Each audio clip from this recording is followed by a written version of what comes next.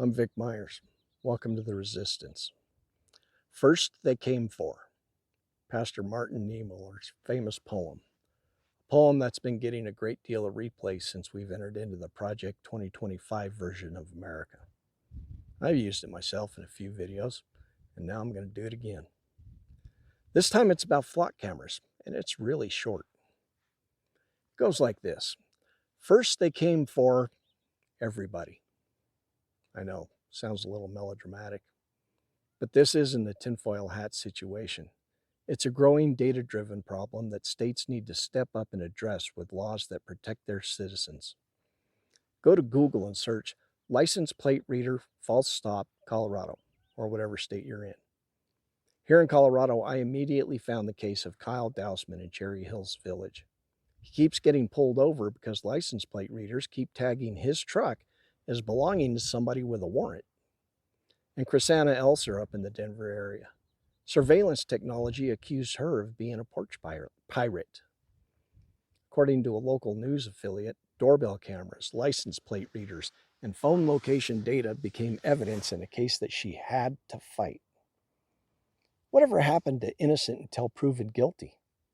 This was a case of guilty until Ms. Elser proved her innocence.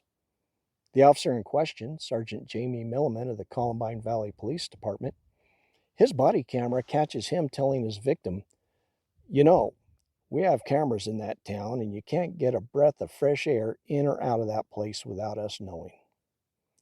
He also said, "There's no doubt I wouldn't have come here unless I was 100% sure." Ms. Elser had to do Sergeant Milliman's job for him and then spent weeks trying to get somebody to look at the evidence she collected. And yeah, she was fully exonerated. These are just two cases in northern Colorado. One of the numbers that really shocked me was the Thornton, Colorado police officer that ran nearly 20,000 flock searches over 2 years, but only 29 of those searches were tied to actual cases. Nationally, flock cameras operate in over 5,000 communities and process about 20 billion plate scans per month. There's about 350 million people in America, so that's about 57 times a month for every man, woman, and child in this country. How often does a system like this have to fail before you're accused of being a porch pirate? You know, this isn't simply a flawed system. It's a system that's perfectly compatible with the goals of a certain White House blueprint.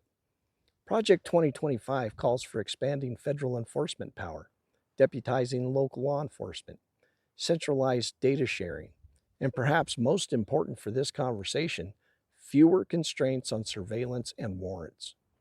This is exactly why this matters at the state level. Every state needs laws to protect our citizens from the surveillance state, because if this system gets too entrenched, it'll never go away. Go to vic4hd47.com. In my issue pages, I tell you exactly what I'll propose to protect you. If you like it, please hit that donate button. My pro-surveillance opponent averages about $60,000 each election year in PAC money, something I won't accept. Thanks for listening. Good day.